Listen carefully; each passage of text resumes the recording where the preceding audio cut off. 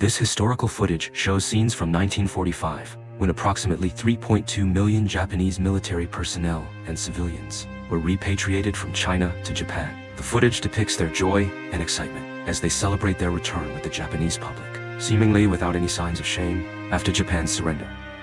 About 1.3 million Japanese soldiers in China surrendered, along with Japanese civilians stranded in various parts of China, making a total of approximately 3.2 million people.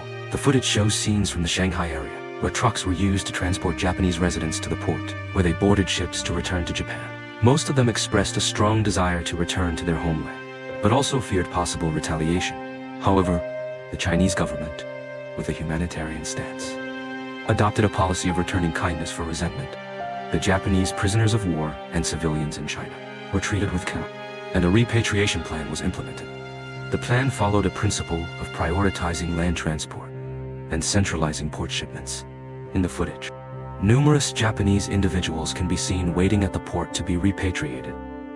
Before boarding the ships, staff inspect their luggage, according to regulations. Each Japanese resident could carry 30 kilograms of luggage and some personal valuables. However, prohibited items and weapons were immediately confiscated. Anyone who defied orders could face severe punishment. The Japanese children in the footage appear healthy, but in any case, they are innocent. The events of this historical period reflect the political and wartime context of the time. Children should not be blamed for the actions of their families. In the footage, these children sit innocently among piles of clothing.